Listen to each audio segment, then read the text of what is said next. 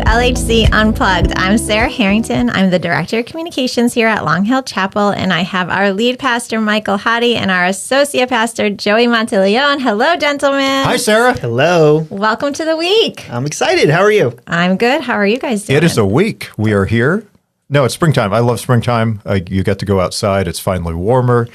It's baseball season. There's what's not to like. Yeah, I woke up very refreshed. Did you? I did not. Yep. Can we talk about this a little bit? Sure. Okay. Alarm clocks. What about them? Okay, I got a lot to say. Okay, here we go. Okay. I'm assuming all three of us and probably a lot of people listening use some sort of alarm clock. Although I need to get free, I was really impressed with myself. Woke up 1 minute before my alarm today. That's always the best. And there was a part of me that was like, all right, good for you. And then there was another part that's like, you've beaten your body into such submission, you can't even rest. It's ridiculous. But yes, alarm clocks. The noises are interesting. The noises are so interesting. They've and that's gotten where weird. I'm going. So there's so many options now. And I'm putting them in two different groups. Okay. Nice, happy wake up. And the other is jarring waking up. There's no in between, right? Like you'd think there's a spectrum. And I think Apple has probably done a good job with this, which is a whole other conversation. Do you use an alarm clock or do you use your phone? Yeah, I think most people probably use. It depends on maybe the generation. But Yeah, I tried it for a season where I was like, I don't want my phone in my room at all. I'm just going to use this alarm clock. And there's no good noises. So I literally said, I'm not going to, I'm torturing my wife at this point. I'm not just getting startled out of a deep sleep. It's ruining everybody else around me. So I went back to the phone. But I have found that those noises are aimed at subtlety, but the more subtle they try to be, the less effective they are. Are you like a deep sleeper? Do you need a lot No. to wake you up? Yeah. See, I'm totally not. And I set alarms on certain days, but I don't really need them because I wake up at exactly the same time, regardless of when I went to bed. And Yeah. it's what happens when you get old is it just kind of works. Like, so 5:20 in the morning, I wake up. You're good. Yep. And we also have, we can talk more about the alarm clock thing because I have a lot of thoughts on this. Fantastic. But we also have an orange cat. Okay. And the orange cat gets lonely at about 4:30 in the morning. And then the orange cat shows up and like there's I put my like a pillow over my head and he burrows through and it's really sweet, but it's also at 4 in the morning. Yeah. So there's a lot of natural a lot of natural things. When I was growing up, I did have a hard time waking up, and I started like, playing music in church pretty early on. And I remember one Easter morning, I was worried about me waking up, so I took my alarm clock and put it in the box, like this box at the end of my bed where I couldn't get it, and I put it in with a sound-activated spotlight. Wow. Yeah, and I aimed that, and so this thing kicked on, and the fact that I still remember this, I don't know if it was trauma or what it was. I was going to say but, trauma. Yeah. But I got up, I made it But it to worked. church on time. Right. And, yeah, I probably need go to see a therapist for a little bit now. But You had mentioned that you and your husband's alarm noise is very different. Very different. Is his the more jarring one or the subtle one? His is the more jarring one. Okay. And he wakes up probably like a half an hour before me. So I get startled. When you wake up a half an hour before your alarm, Yeah. that's the worst because you know you're not going to really get back into Correct. a good sleep. Even if you do get another 15, 20 minutes, it's not real. it's not going to be. I always tell my Right. son that. I'm like, get up. It's not going to feel better in 15 minutes. But But my husband is a very determined, driven individual, He's and that's amazing. why he gets up then. I am also determined and driven, and that fear of waking up my wife, because I wake up wildly early, I never want her to have to suffer because of my efficiency and the way I work. So when I wake up, I sort of wake up startled, not because it woke me up, but because I don't want to wake her up. So I sort of stumble out of the bed, reaching, grasping for the alarm as fast as I can so that I don't wake her up. And that is 50-50 success. But my mornings are like, okay, if you want to be productive, make sure you don't bother anybody. That's basically how I wake up I'm still every day. back at. I don't want to. What'd you say? I don't want to wake her up with my efficiency. Yes. I liked that. I was back there. You said a bunch of things after that, but I'm still back in that phrase. Because you're a very efficient individual. Well, what I have found is that waking up super early works best for me. That's not a flex. Same. That just works because I get quiet time. I get to focus. I've noticed the days that I sleep in, which I do have to do more of, I just drag the rest of the day. Not because my body doesn't need it. I think that's exactly what it's telling me. But that rhythm works for me. Nobody else should have to suffer because that works for me. Okay, I got you. That's more of what I mean. Yeah. What does your alarm clock sound like? Could you do an impersonation of your alarm clock? No. Mine is like doot doot doot doot doot doot doot. Believe it or not, and I'm not saying no because I don't want to look like a fool. I have absolutely no problem looking like a fool. I actually have to change it. I have to change it pretty much every other week to a different noise because I'm probably petrified that I'm going to just miss it. Okay. Because there are some mornings where I just either sleep through, I'm a couple minutes behind. Interesting. So I change the noise so that it's a new noise that I'm reacting to. Now, Pastor Michael, what does yours sound like?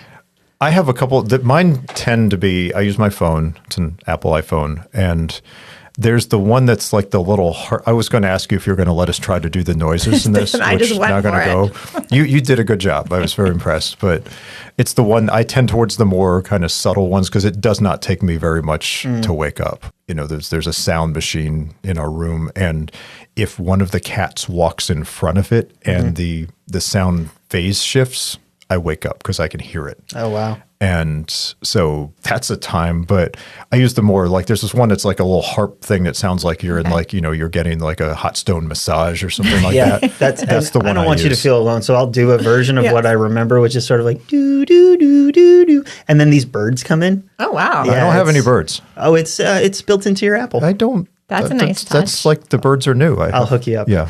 Yeah, but I tend towards those. And again, I usually set them just as kind of a safety because I'm like you, I'm freaked out that I'm going to miss it and the world's going to collapse. Yep. So. Isn't it nice how all of our days start with anxiety? But yours didn't with birds. That's not anxiousness. But they're at fake all. digital birds. Yeah, they're not real. That's a band name, Digital Birds. Sure. Do you know who didn't need alarm clocks? Who? The Israelites. Da-da-da-da. Again, your segues are Well, phenomenal. have you seen that meme where there's the car swerving across like 4 lanes of traffic to the This exit? is at least one, but it's not 4. That's what Like, Sarah's usually pretty good at this, but this So you just good. yanked the wheel over. Yeah, there was no. You're done with this thought into that. conversation. I was no. So the Israelites complain about lack of food after leaving Egypt, and God promises manna to them, and it appears each morning. If only it was that easy. That would be ideal, wouldn't it? Amazing. So what exactly are we? Some backstory here, Pastor Joe. What I was going to say, why don't you do the backstory? Yeah, so we're in a series right now at church called Becoming the People. And it's this journey through the book of Exodus and some of the major kind of turning points of that story. And the big idea behind it is that many of us, when we hear the word Exodus, if we have any, Christian familiarity or anything like that, we think of the movies. We think of the Israelites crossing the Red Sea. We think of Charlton Heston. We think of Prince of Egypt. We think of Christian Bale if you watch Gods and Kings. And it's all about this very dramatic scene where the Israelites who are in enslavement in Egypt leave Egypt and they cross the Red Sea. And it's actually into the wilderness, although the ultimate goal is the promised land. And so it's this kind of big, we escaped and God was with us thing. And what none of them really talk about is what happens afterwards, which is 40 years in the wilderness and actually some consequences for some decisions that were made as a result of that.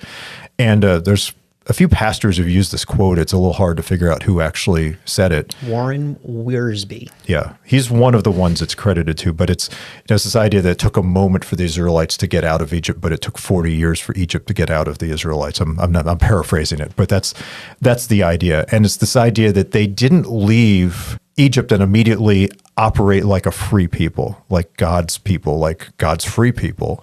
They had a lot of Egypt still in them. And where this comes home for us is that that's not just a historical curiosity. That's actually human nature.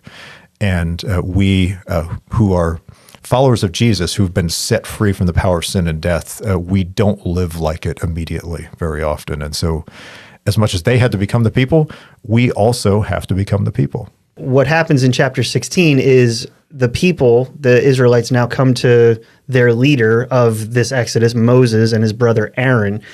and they say, we're hungry and there's no food. And it would have been better if we just died in Egypt, because at least in Egypt we had pots of meat. We kind of knew what was going on, but you brought us out here. And the passage actually says you brought this entire assembly out here to starve in the desert.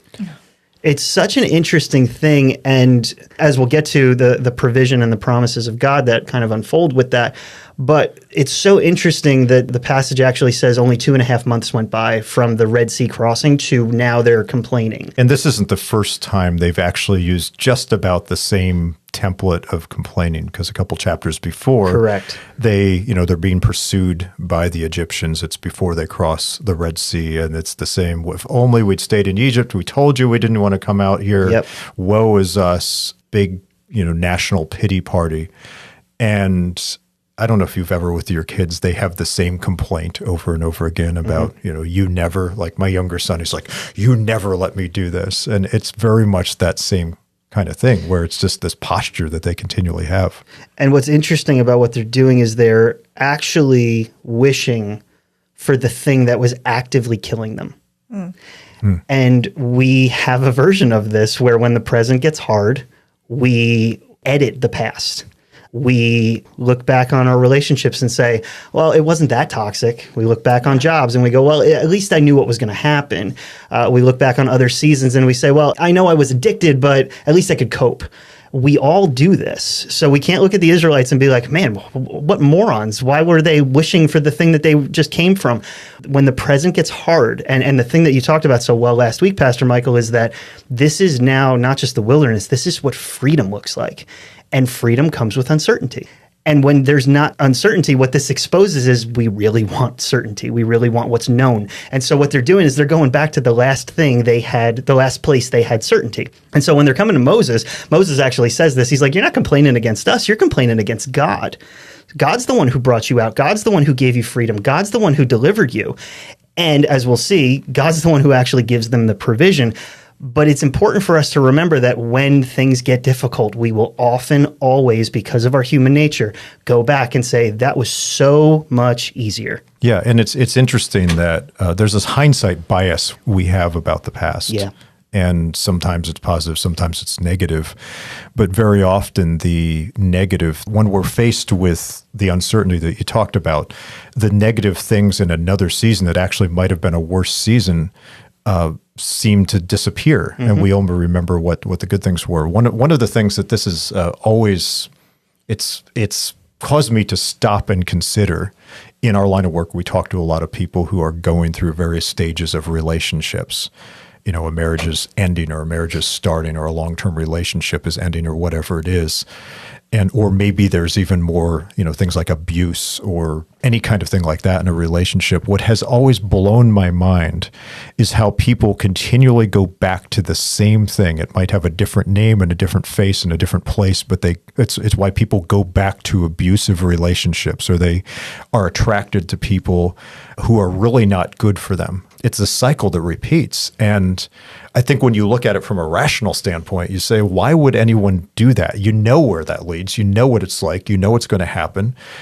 But is there something in our nature that just short circuits us being thoughtful enough and having the right perspective to not just go back to slavery over and over again because we don't know how to live in this new reality? And when you're in it, it's hard. I know we've talked about that numerous times on this podcast. Whatever it is you're walking through when you are in it, it feels like 400 years. It feels like forever. And they're in it. Like right now, they're in it. They are in the beginning, and they are taking the first steps of that uncertain path. So they're given some instructions. Yeah. So talk a little bit about what those are and kind of what the outcome of that is. Yeah. So God says, okay, I've heard you. I recognize that you're hungry. And so every day I'm going to provide for you. I'm going to give you manna in the morning, which is sort of like this bread thing. And Pastor Michael, you have to do it. Go ahead. Quail. They get quail at the end. And one of the things we've really been enjoying as we've been reading through this is just imagining like what did that look like? Well, it says, and it's now one of my favorite verses of scripture. It says that quail covered the camp. Yeah. So this isn't like you got the rotisserie chicken, out of the sketchy case at Costco. My wife loves those things. I won't touch them. You don't like rotisserie chicken, right? I do not like rotisserie chicken, and we could do a whole podcast That's on next week. my issues with rotisserie chicken, but it's not like that. It says then quail covered the camp, and so I just love this idea of the camp being there and these birds pelting out of the sky and covering the camp. So quail. So quail, but he provided for them for the day, and the instruction was take what you need. There's actually two instructions. One was take what you need for the day, and then on the 6th day of the week, take double. And we'll get to that next week. But there was enough for today, and do not store it up. As we keep reading, there's some consequences of storing it up. Some people did it. It actually says, now some people listened and they heeded the instruction of the Lord, and other people ignored it. They tried to hoard the bread, and what happened the next day was it got maggots and it started to smell. And it actually says, and Moses was very angry with them. But if quail came out of the sky, sky quail, that's probably a sky quail. But I think as you were saying that, what do you think about a couple of things? What do you think about the fact that they heard the instruction and they did their own thing anyway? What do you think that kind of says about human nature? Yeah, what's interesting about that is, again, these aren't bad people. Just like you and I are not bad people. Our listeners, we're not bad people. We don't have bad intentions. What we have is a human nature that is predisposed towards control. And what's really underneath this whole story, and it just applies so much to me, maybe our listeners as well, is that when I feel insecure, when I feel uncertain about where my provision is coming from and whether it will last, I will try to hoard what I think I need to get. That's what they're doing. They're not necessarily like, you know what? I don't really care what God says. No, they actively do because they have no other choice. They're in the middle of the wilderness. And what's interesting about what God sets up is that he doesn't give them a week's supply. He does not give them a month. He doesn't give them a storehouse. He could have done that. He just gives them enough for today. Now, why is that? What's the significance of the day? Well, he's not just providing for them, he's training them. He's helping them become the people. And what's underneath that? He's teaching them that there is a trust element to this relationship, that I will provide for you because I said I will. And it's not just the provision of God, which is phenomenal. And like we could stop right there. God provides for them. He's present. He's with them. Amazing. Because they get quail every day. It's like, oh, there's God. Cool. Give us this day our daily quail. Our daily quail. Please let that be the title. But what's phenomenal is that it's not just the provision. It's the fact that he is combating their slave mentality. Because like they said, it was a lot easier. And yes, it was. It was a lot easier when you had control and when you knew what was coming, but it was also killing you. And so not only am I going to provide for you in your grumbling, but I'm going to show you that there's a new way to understand freedom. As the passage continues, God says, I'm going to provide for you so that you will know that I am the Lord who brought you out of Egypt. That is so important. So it's not just, okay, I'm going to provide for you because you're grumbling. There's a reason I'm going to provide for you. It's so that you know my presence. Well, it's so you know God's presence, but also that God's presence accomplished something. Yeah. That God accomplished something. He brought you out of slavery. I was thinking about the fact that there's got to almost be like when you feel enslaved or chained or bound to something. One of the things I had talked about in the previous week is that Tim Keller, who was a pastor in New York City, he's passed on now, but he had this quote that I still wrestle with. He says, freedom isn't the absence of restriction, it's the presence of the right ones. Mm-hmm. We all are bound to something in some way, but it's almost like when you have this enslavement mentality in whatever way, metaphorically, emotionally, however you want to describe it, your eyes go down to get what you think you need right now and enough of it to feel a little bit better about it. And that's almost what, God says, I'll give you more tomorrow. Don't hold on to it, except for, this is how you do the thing. But they're like, nope, I need to get what I need. Mm-hmm. And that's the tension we live in is I think we go into life, many of us, probably most of us, if not all of us, saying, okay, what do I need? What do I need to be okay? What do I need to feel secure? What do I need to feel valuable? What do I need to feel in control? And we just kind of put our eyes down and go after it. And the tension with that is that feels responsible. Yes. Right? Like in a world that we live in the region of this country that we live in, that is responsible, that is being wise, that is being a good steward of what we are given. And for a lot of us, I think I said this in the sermon, I'll say the quiet part out loud, that doesn't feel spiritual.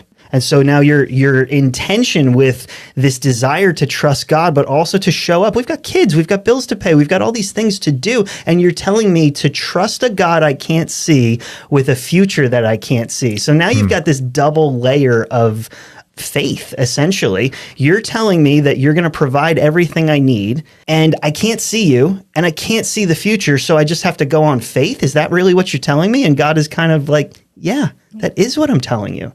And that's so hard. It's interesting. With our conversation, you guys made me think back to 2020. There was so much uncertainty and unknown about what was happening at that time, but also I have kids. I need to provide. We need to get as many rolls of toilet paper as we can because it's running out. You know what I mean? Wasn't that crazy? That was crazy, but you made me think of that, right? Because we're all human. But this is like an obedience thing with God. And even you made me think too of, I look at Adam and Eve, and it's like it started there where you were given instructions and the instructions weren't followed. So why is it so hard for us to obey God? Well, at the core, it's a trust issue. And that sounds trite and it sounds dismissive, like it's super simple. It's really not. You can unpack that like an onion for years. That at the core of the Adam and Eve story, the children of Israel story, the Joey Monteleone story, I have an issue trusting God, period, the end. Well, and I think you said something, and we were talking about this earlier before the podcast, that really I'm still working my way through. It was profound. And it was this idea that, we talk about having faith in God. You just need to have faith. And if you're a good Christian, you're supposed to have faith. And, you can look back at the past and see where God has been faithful and remind ourselves and remind each other. And we ought to do all of those things. But the thing that makes this really complicated is this is about something we don't see yet. And we're putting our faith or our trust in a God we can't see. And like you said, it's almost this double whammy of things that really mess with us, because at least for me, if I don't understand the future, I don't see the thing, but I know someone tangibly is walking with me who knows that and can do that and can see that, and it's tangible, like it's in the flesh. Like if I walk into a new experience that I've never done before and it's a little uncertain, but I'm going with someone I know who has done that. I remember the first time I got on a small airplane. And I'm not terribly fearful of heights or flying or anything like that, but it's a whole different experience than like flying in an airliner. Yeah.